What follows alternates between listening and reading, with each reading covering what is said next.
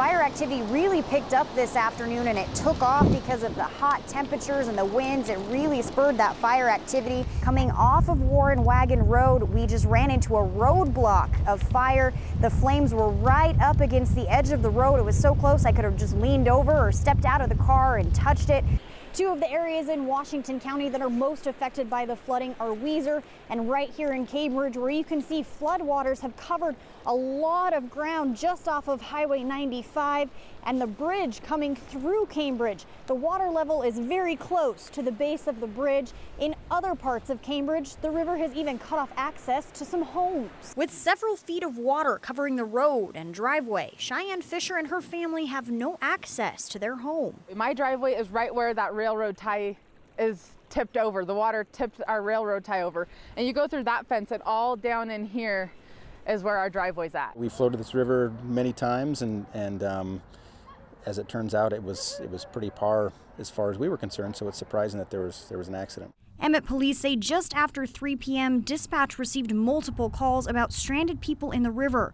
Emergency crews responded, and near the Washington Bridge, we were able to determine that there was 5 patients that had ultimately ended up out of their flotation devices in the river in distress. It was all the way down there. 16-year-old Porter Child had just floated the river and was standing on the banks nearby when the accident happened. This man runs over and he's on the phone, and he's on the phone with 911, and he yells, "Somebody go help, this lady is drowning." So Porter jumped in and swam over to try and help. When I got there, she was turning blue.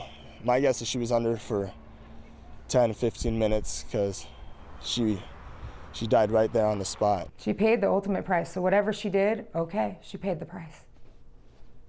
We pay the price every day. Hearing that Maddie didn't have a right to be in the road, it almost sent the message, but this person did.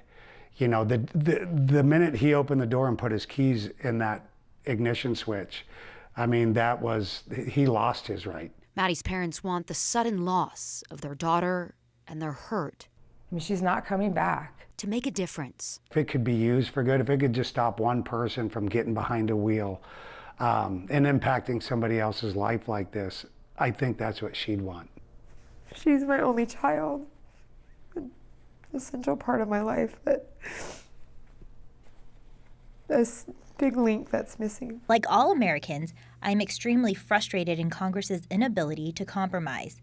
My message to Idahoans is that I am sorry for the failure of your elected leaders to fulfill their most basic duty. We agree on 90% of the stuff. To shut it down for 10% is not acting in a mature manner, and it hurts all of us. Despite the ongoing shutdown, the Idahoans we spoke with today say they're still hopeful it will end soon. Little faith in the president, but I have faith in people, and I have faith in local governments. It's all hands on deck. Getting one of the country's most iconic and beloved ski lodges. You can fire those pies. Back up and running. We are ready. Let's go. Let's go have a beer. With a new ski rental space, stocked bar facing the final run. You can't believe how beautiful it is. Expanded and upgraded food court.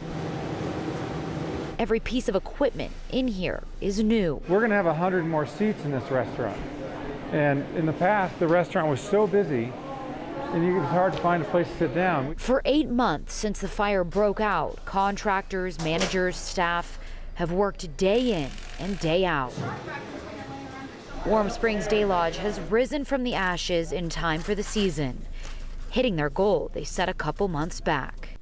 George still deals with flashbacks, even walking on Boise State's campus. As a student now, there are days he can't help but search rooftops for snipers. Often investigators use trigger items like Raggedy Ann to entice younger spirits.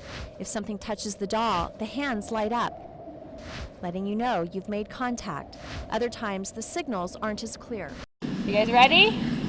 Here's a class you probably didn't take in PE, and a sport you never played with your neighborhood buddies.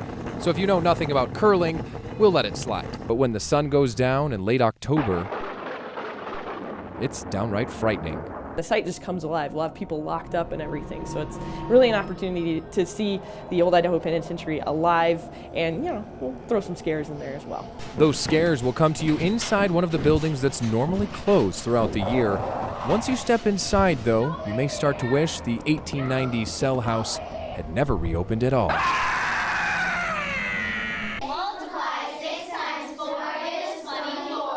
While the curriculum itself must meet state expectations, charters do have the flexibility of choosing their own methods of teaching.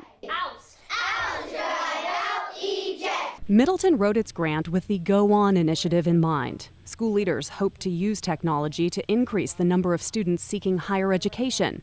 Every high schooler is now required to create a web-based portfolio. This is my goal statement that I put on here. There's a distinct new sound coming out of classrooms at Kuna Middle School, the sound of collaboration. With every 7th and 8th grader working on a web-based Chromebook, teachers become guides rather than lecturers, and students can progress individually or in small groups.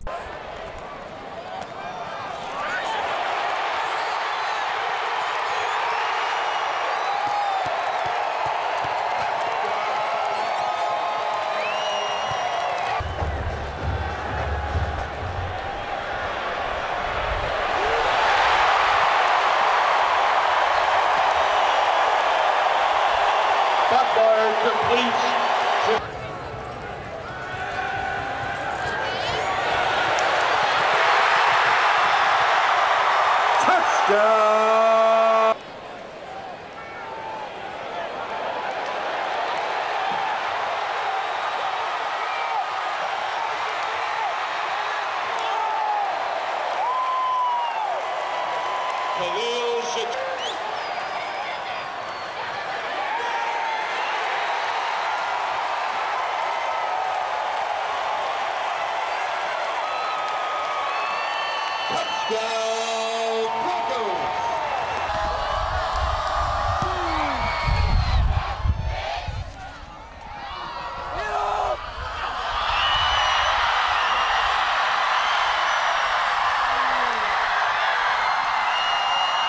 Kickoff is returned by Dalton Maxwell, and that's good for an Eagle.